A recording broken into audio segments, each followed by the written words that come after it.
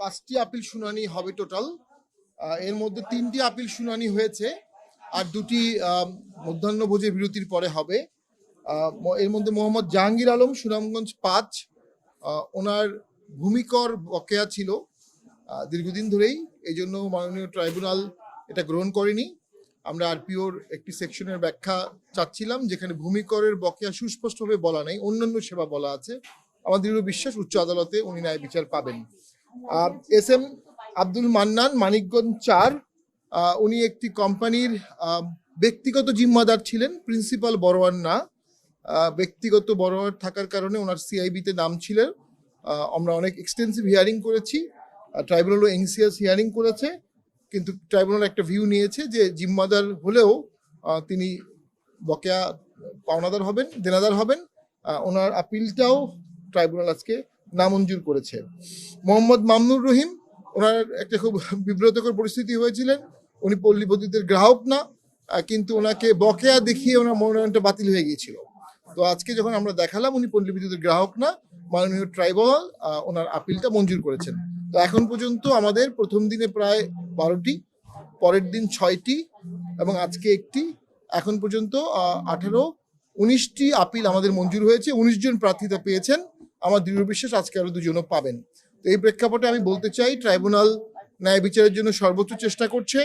আইনের বাইরে তারা কোনো কাজ করছে না এবং সকলের ক্ষেত্রেই সমানভাবে আইনটাকে প্রয়োগ করছে। যেখানে তারা কঠোর, সবার ক্ষেত্রেই কঠোর; যেখানে তারা লিনিয়েন্ট, সবার ক্ষেত্রেই লিনিয়েন্ট। আমি আবার একটি বিষয় বলতে চাই, জাতীয় পার্টির বগুড়ার পার্টি অফিসে এখনো তালা ঝুলন্ত আছে। এই অফিসটি অনেক আগে লিজ নেওয়া হয়েছিল ডিসি অফিস থেকে, এবং ডিসি অফিসের নথি অনুযায়ী জাতীয় পার্টির বগুড়ার অফিস এখন পর্যন্ত অন্য কাউকে লিজ দেওয়া হয়নি। জাতীয় পার্টি এটার এখন পর্যন্ত আইনগত দখলের অধিকারিক, কিন্তু জুলাই যোদ্ধা নামে ব্যানারে কিছু দুষ্কৃতকারী, এটি একটি অনিবন্ধিত সংগঠন। আমরা জানি না এর কোনো সেন্ট্রাল নেক্সাস আছে কিনা। বিজলি কেবলস এর স্কিন কোটেড ইনসুলেশন আগুন প্রতিরোধী। বিজলি কেবলস, নিরাপদ আজীবন। আমরা মনে করি কেউ অফিসটি দখল করে দোকান ভাড়া দেওয়ার উদ্দেশ্যে অথবা জাতীয় পার্টিকে ভোটের মাঠ থেকে সরিয়ে দেওয়ার হীন উদ্দেশ্যে, গণতন্ত্র নস্যাৎ করার উদ্দেশ্যে এই পার্টি অফিসের দখলের চেষ্টা করছে। সেখানে তারা তালা লাগিয়ে দিয়েছে এবং তারা সেখানে একটা ব্যানার ঝুলিয়েছে হ্যাঁ না ভোটের জন্য। আমরা মনে করি গণভোট অবশ্যই একটি সম্মানিত বিষয়, কিন্তু কারো পার্টি অফিস দখল করে সেখানে গণভোটের ব্যানার লাগিয়ে গণভোটের বিষয়টিকে চাপিয়ে দেওয়ার একটা চেষ্টা করা হচ্ছে। যদি জুলাই যোদ্ধা নামে কোনো কেন্দ্রীয় সংগঠন থেকে থাকে, তাদের ইমিডিয়েটলি উচিত বগুড়া এই বিষয়ে তদন্ত করে দুষ্কৃতকারীদের বহিষ্কার করে দেওয়া। নির্বাচন কমিশনের উচিত তফসিল পিরিয়ডে এই মুহূর্তে যে কোনো মূল্যে এই অফিসটি আমাদের খুলে দেয়া। আমরা মনে করি এই একটি ঘটনা, an act of injustice is threat to justice anywhere everywhere in the world। এই একটি ঘটনার জন্য পুরো নির্বাচন ব্যবস্থাও কলুষিত হয়ে যেতে পারে। সমস্ত জেলা অফিসে থেকে আমাদের উপর চাপ আসছে। এ ধরনের ঘটনা ঘটলে আমাদের কিন্তু নির্বাচন বয়কটের চাপ অনেক বেশি আমাদের উপরে আসবে।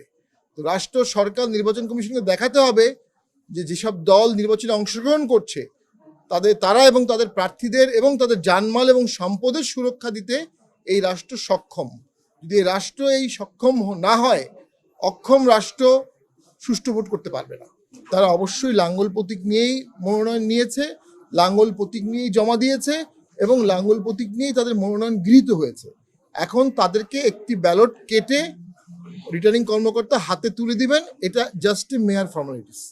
দেখুন, আমরা অবশ্যই একীভূত হওয়ার ক্ষেত্রে সকলেই আগ্রহী।